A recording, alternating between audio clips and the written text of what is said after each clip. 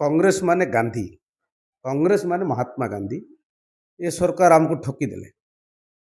माननीय मुख्यमंत्री तांको जिला पाई सबु प्रकार व्यवस्था कले, सबु प्रकार बजेट रे अधिका पैसा नहीं गले, प्राय अधारू अधा अधि पैसा तांको जिला को नहीं गले, किंतु आम अविभक्त कोरापुट जिला बा मालकानगिरी जिले में ठकीदेले। मात्र गोटे आखि दृश्या जो बजेट देइचंती, जो आयुर्वेदिक मेडिकल कॉलेज, किंतु ये आयुर्वेदिक मेडिकल कॉलेज आम जो पहाड़िया अंचल रे बा आमे तो मूलटू जंगल सहित जड़ित होकर अच्छु। आम सियाड़े दिशारी गुनिया एमाने सब जाड़ी बुटी जो औषध पत्र जो खाऊं सिटी आयुर्वेदिक देवार कौन से आवश्यक नथिला। सिटी मु मध्य दाबी करथिली, मान्यवर स्वास्थ्य मंत्री सहित आलोचना करथिली जे मालकानगिरी जिला विगत सरकार जो विजु जनता दल सरकार थिले 7 महला बिल्डिंग जो हैला सिटी तो सरकार माने डाक्तर अभाव अछंती, इक्विपमेंट अभाव अछि, तापर स्टाफ अभाव अछंती, ताकू केमती फुलफिल करा जिवो एवं मालकानगिरी जिला को जो अ, जिला स्वास्थ्य जिला हॉस्पिटल टाकू केमती जो मेडिकल कॉलेज करबा पई मु मध्य माननीय मंत्री सहित आलोचना करथिली, मुख्यमंत्री सहित मध्य आलोचना करथिली, किंतु आमको गोटे सिटी आयुर्वेदिक मेडिकल कॉलेज करी माने एई बजेट रे जो घोषणा करिसंती एटा गोटे आम पई किछि शुभंकर नुह। कहीं आमे हूँ से जंगल पहाड़ अंचल मालकानगिरी जिलाटा सीटी आमे जाड़ीबूटी औषध सहित सब जड़ित, किंतु सेही जगार जो आयुर्वेदिक मेडिकल करवा गोटे कौन आवश्यक थिला मु कही जे सेही जगार एलोपैथिक मेडिकल कॉलेज करा जाऊ, द्वारा कि आमर से अंचल जो पिला माने निश्चित भाव मेडिकल कॉलेज रे पाठ पढ़ा सहित से माने स्वास्थ्य सेवा से अंचल स्वास्थ्य सेवा होता। एबे वर्तमान जो कोरापुट मेडिकल कॉलेज अच्छी लोकन नायक मेडिकल कॉलेज जिते बड़े भी असुविधा हेले सबु बेले कोरापुट पर निर्भर करती आम से अंचल लोक। सीटा आम मालकानगिरी जिलाटा 3 राज्य को संजोग करुच्ची, आंध्र, छत्तीसगढ़, तेलंगाना मध्य किछि किछि लागुची। हेले ये जो सबु निर्भर करती मेडिकल माने मालकानगिरी जिला उपरे जदि से मेडिकल एलोपैथिक मेडिकल कॉलेज जदि करा जाइता ताले निश्चित भाव भल होता। एबे जेतिक भी माने जो रोग होउची समस्त लोक कोरापुट पर निर्भर करती एवं अधिकांश लोक जो विशाखापट्टनम मेडिकल को पळाई जाउछंती।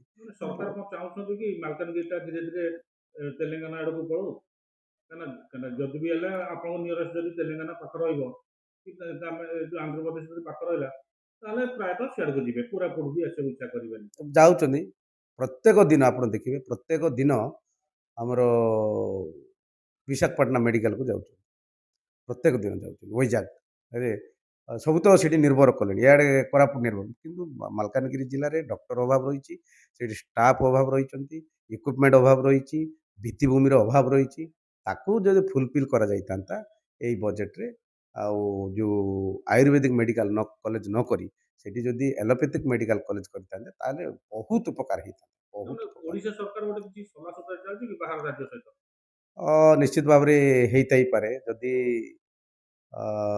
सेठी कौन कौन आवश्यक कौन आवश्यक अच्छी एलोपैथिक माने आयुर्वेदिक मेडिकल करवा कौन से आवश्यक नहीं। आम तो कहली परा माने मूलटू आम जाड़ीबूटी औषध सहित आम जड़ित आमर सेपटे दिशारी गुणिया मान जो अच्छा कौन देह खराब हो गले चेर मूल आणले बाटिकी पियाई देले खुआईदेले रोग भल हो सेटा ही जो आयुर्वेदिक सेटा ही आयुर्वेदिक आयुर्वेदिक मेडिकल करवाटा कौन से आवश्यकता माने युक्तियुक्त नथिला।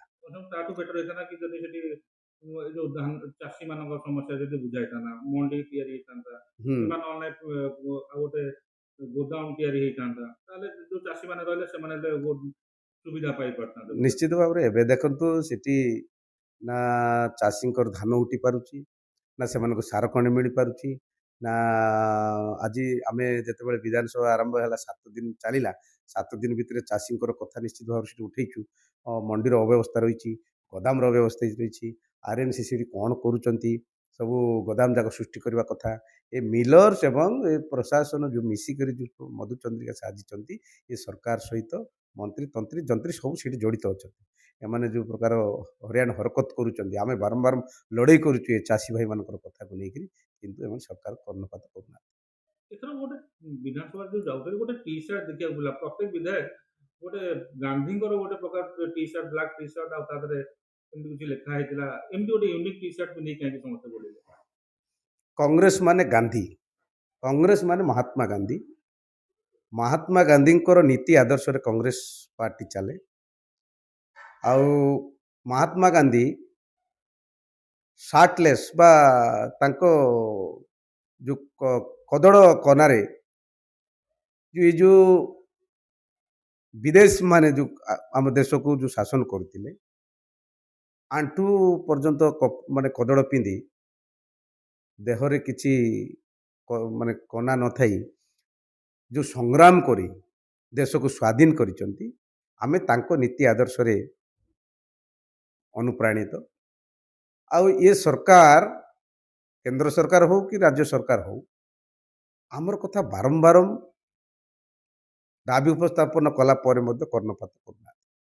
ସେଥିପାଇଁ ଆମେ ମହାତ୍ମା ଗାନ୍ଧୀଙ୍କର ନୀତି ଆଦର୍ଶ ଆପଣେଇଲୁ। ଯୋଉ ଟି ସାର୍ଟ ସାର୍ଟରେ ହଁ ଗାନ୍ଧୀଙ୍କୁ ରଖିକି ବୁଲିଲେ। ହଁ ମାନେ ସେଠି ଟି ସାର୍ଟଟା ଗାନ୍ଧୀଙ୍କର ବାର୍ତ୍ତା ଲେଖିକରି ଆମେ ସେ ଟି ସାର୍ଟରେ ଆଚ୍ଛା, ଯାଇଥିଲୁ। ଆଗକୁ ଏମିତି ହବନି ତ ଗାନ୍ଧୀ ଯେମିତି ବୁଲୁଥିଲେ ଯୋଉ ରୂପରେ, ଯୋଉ ଖଦି କପଡ଼ା ଖଣ୍ଡେ ପିନ୍ଧିକି ବୁଲୁଥିଲେ, ବୋଧେ ମାନେ ସରକାରଙ୍କୁ କର୍ଣ୍ଣକୁ ଶୁଣିବା ପାଇଁ ପୁଣି ସେମିତି ବିଧାୟକମାନଙ୍କୁ ପିନ୍ଧିକି ବୁଲିବାକୁ ପଡ଼ିବ ବିଧାନସଭାରେ? କେମିତି ଖଦି କପଡ଼ା ହଁ ଖଣ୍ଡିଏ ପିନ୍ଧିକି ନିଶ୍ଚିତ ବୁଲିବେ? ଭାବରେ ଏ ସରକାରର କିଛି ଗ୍ୟାରେଣ୍ଟି ନାହିଁ। ସରକାର ଯଦି କଥା ନ ଶୁଣନ୍ତି ତାହେଲେ ନିଶ୍ଚିତ ଭାବରେ ଆମେ ଗାନ୍ଧୀଙ୍କର ଆଦର୍ଶକୁ ଆପଣେଇବୁ। ପୁଣି ତ ଦେଖନ୍ତୁ ଆମ ଦିଲ୍ଲୀରେ ଯେଉଁ ଯୁବ କଂଗ୍ରେସର ଆମର କର୍ମୀମାନେ ଯେଉଁ ସାର୍ଟଲେସ୍ ଗୋଟେ ଆନ୍ଦୋଳନ କରିଥିଲେ, ଆପଣ ଦେଖିଥିବେ।